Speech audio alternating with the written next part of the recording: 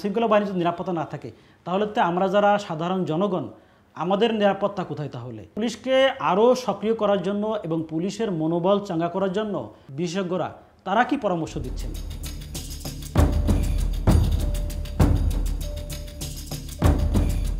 প্রিয় দর্শক, আমাদের সময় নিয়মিত আয়োজন হার্ড নিউজে আপনাদের স্বাগত। আমি সাধারণ এখন শুভ। স্টুডিওতে আমার সঙ্গে আছেন আমাদের সময়ের সিনিয়র রিপোর্টার সাজাদ মাহমুদ খান। আমরা আজকে গুরুত্বপূর্ণ একটি নিউজ নিয়ে কথা বলবো, নিরাপত্তা বাহিনী নিরাপত্তার ঝুঁকিতে। সাজাদ মাহমুদ খানের কাছে জানতে চাই যে এই নিউজের ভিতরে কী ধরনের তথ্য আছে, কেন নিরাপত্তা বাহিনী নিরাপত্তার ঝুঁকিতে? আপনি জানেন যে জুলাই আগস্টের পরে ওই সময় পুলিশ যে বেআইনি শক্তি প্রয়োগ করেছিল, তার পরবর্তী প্রেক্ষাপটে কিন্তু পুলিশের মনোবল দুর্বল হয়ে যায় এবং বিভিন্ন থানা থেকে পুলিশ পালিয়ে যায়। এর পরিপ্রেক্ষিতে বিভিন্ন সময়ে পুলিশের উপর হামলা হয়েছে, পুলিশ গ্রেপ্তার হয়েছে। সেই যে ধারাবাহিকতা এখনও কিন্তু সেই আত্মমনোবল চাঙ্গা করার যে বিষয়টা, সেটা কিন্তু পুরোপুরি এখনও হয়নি। গত রোববার আপনি জানেন যে দেশের 3টি জেলায় পুলিশের উপর হামলা হয়েছে, এরপর আসামি ছিনতাই হয়েছে এবং গোপালগঞ্জে একটি থানা, যেটা সেনাবাহিনীর দ্বারা নিরাপত্তা নিশ্চিত করা হচ্ছে, স্টিল সেনাবাহিনী থানা নিরাপত্তা দিচ্ছে। তো এই যে কারণগুলো, যে পুলিশের মনোবল দুর্বল হয়ে যাওয়ার কারণে পুলিশ সে ঠিকমতো যেভাবে দায়িত্ব পালন করা দরকার সে দায়িত্ব পালন করতে পারতেছে না। তার আইনি যে ক্ষমতা আছে সেই ক্ষমতাও কিন্তু সে প্রয়োগ করতে পারতেছে না।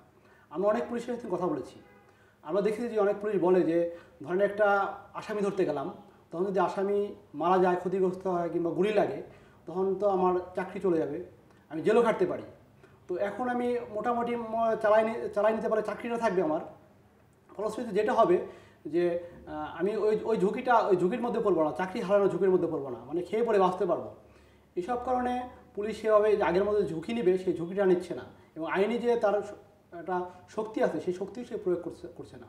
এর ফলশ্রুতিতে অপরাধীরা কিন্তু দেখে যে তার ভবিষ্যৎ কী হবে, ফলাফল কী হবে অপরাধ করলে। এই কারণে অপরাধীরা একটা দুইটা তিনটা এরকম ঘটনা দেখার পরেই কিন্তু তারা দেখতেছে যে এটা কিছু তো হচ্ছে না, হয়তো গ্রেপ্তার হচ্ছে, পরবর্তী আবার কেউ হচ্ছে না ছিনিয়ে নেওয়ার পরে, এই জন্য আসামি ছিনিয়ে নেওয়ার মতো ঘটনাও কিন্তু ঘটতেছে। এবং এটা যদি আইন শৃঙ্খলা কঠোর না হয়, তার আইনি শক্তি যদি ঠিকঠাক মতো প্রয়োগ না করে, এই ঘটনা কিন্তু চলতেই থাকবে। তো এর থেকে আমরা কীভাবে আইন শৃঙ্খলা বাহিনী কীভাবে উত্তরণ পেতে পারে? এটা একটা চমৎকার প্রশ্ন করছেন যে এই পরিস্থিতি তো অনন্তকাল চলতে পারে না। কারণ পুলিশ যদি নিরাপত্তাহীন থাকে, পুলিশ যদি আইনের সঠিক প্রয়োগ না করে, মানুষ কিন্তু নিরাপত্তাহীন হয়ে যাবে। এক্ষেত্রে আমাদের যে মূল যে কাজ করতে হবে হচ্ছে যে জনগণ যে আছে, কমিউনিটি আছে, কমিউনিটির সাথে পুলিশ এঙ্গেজমেন্টটা বাড়াইতে হবে।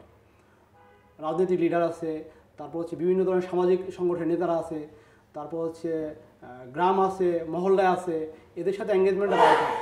এঙ্গেজমেন্টটা বাড়াইতে পারলে যদি জনগণ যদি পুলিশের সাথে সেই সমন্বয়টা তৈরি করতে পারে এবং পুলিশ যদি জনগণের সমন্বয়টা তৈরি করতে পারে, তাহলে কিন্তু এই সমস্যা থেকে উত্তরণ পাইতে পারে। আরটা হচ্ছে যে রাজনৈতিক সিদ্ধান্ত লাগবে যে পুলিশ যদি আইন প্রয়োগ করে, পুলিশ ভুল কাজ করলে ভুল হবে, ভুল হতেই পারে সেটা।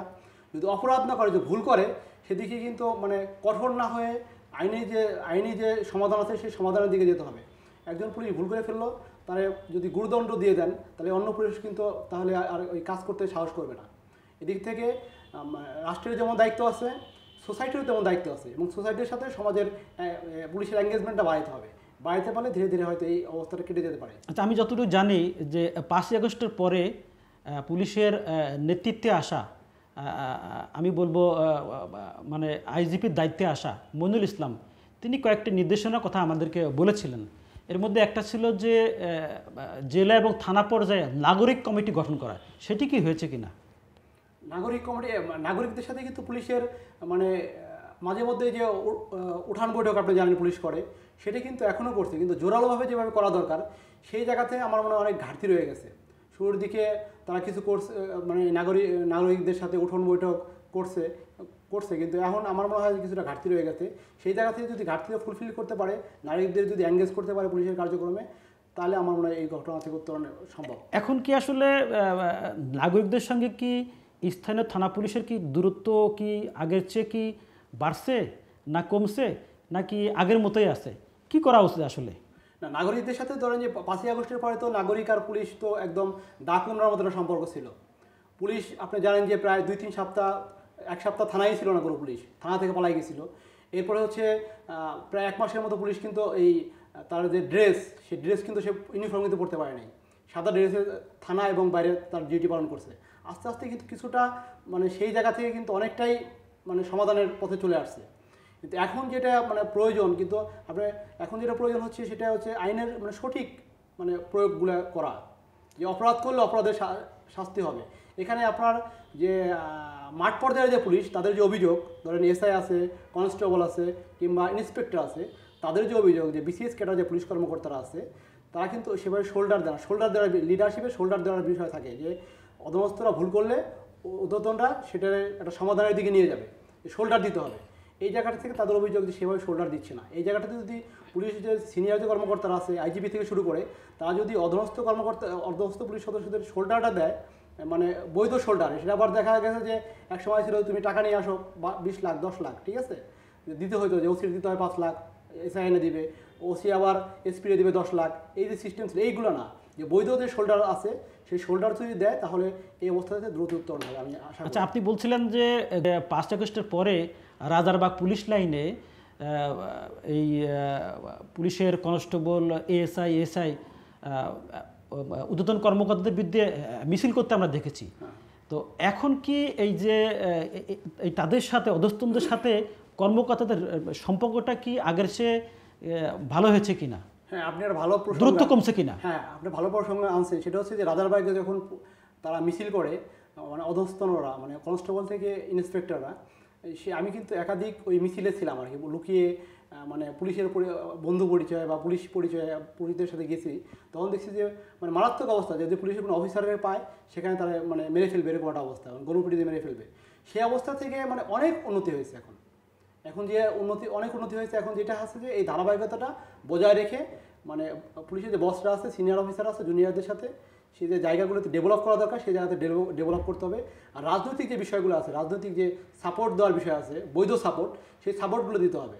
দিলে আমার ধারণা যে যদি গভর্নমেন্ট যদি চায়, মানে দ্রুতই পুলিশ একটা মানে একটা ভালো জায়গায় চলে যাবে, যে আইন শৃঙ্খলা রক্ষা করে ভালো জায়গায় চলে যাবে এবং মানুষ স্বস্তিতে সব কিছু করতে পারবে, আমার বিশ্বাস এটা। আচ্ছা, একটা বিষয়, যে পুলিশের যদি নিরাপত্তা না থাকে বা আইন শৃঙ্খলা বাহিনীর যদি নিরাপত্তা না থাকে, তাহলে তো আমরা যারা সাধারণ জনগণ, আমাদের নিরাপত্তা কোথায় তাহলে?